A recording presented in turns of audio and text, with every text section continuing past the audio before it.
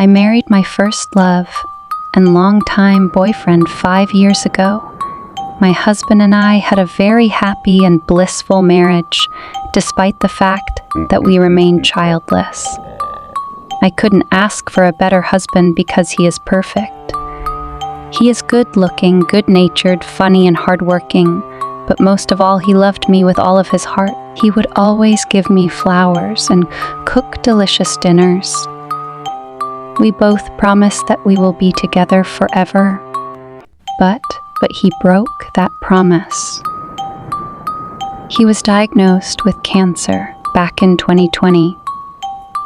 Unfortunately, his cancer was on the end stage, and it is quickly spreading throughout his body.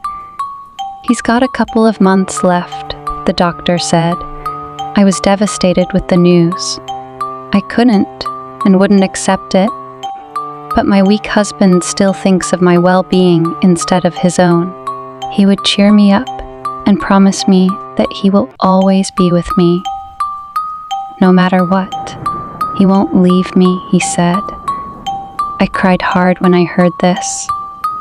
I took care of him and showed him all the love that I have for him during his last days. I never left his side until his last breath. Please promise me that you will not love other men but me even in my passing.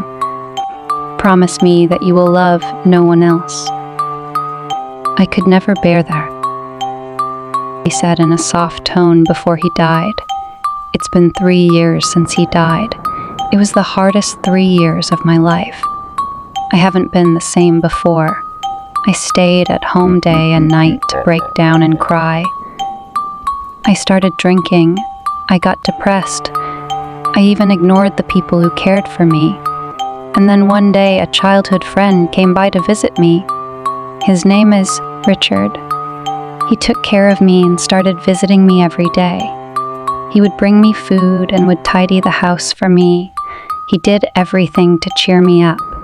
He wanted me to be back to my feet. I was hesitant at first, but because of his persistence, I gave in. I was able to get better and better every day. I also started to catch feelings for him. Then one day he asked me to be his girlfriend. I immediately said yes.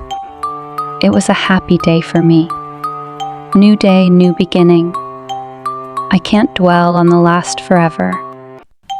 I'm still young, and for the first time since I became a widow, I can see the rainbow after the storm. The future seems to be promising, and that's when things get strange. It feels like I am not alone in the house anymore, and that someone is always watching at me. There are also nights that I would dream about my late husband.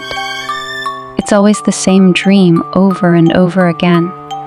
In the dream, he was really mad at me. He no longer looks like him. His sunny, handsome smile disappeared, and he looked ghastly, scary, and vicious. He has pale skin with dark circles around his piercingly mad eyes, and his lips were black. He said angrily, "You broke your promise."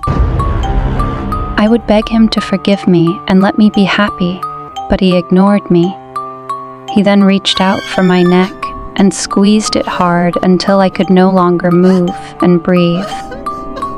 And then I would wake up catching my breath. Since this nightmare happened more frequently now, Chad and I decided to live together. I decided to sell my late husband's house and move into Chad's house. But I will never forget what happened the day before I moved out. I was busy packing boxes when I heard a faint voice whispered in my ear, "You broke your promise." I startled and quickly turned around to see, but there was no one there. My husband's voice. I thought. I shivered. Then when I looked back, I found myself face to face with his pale, lifeless face. I am so scared. You broke your promise. He yelled at me. Then he came running towards me while screaming an ear-screeching scream, reaching for my neck.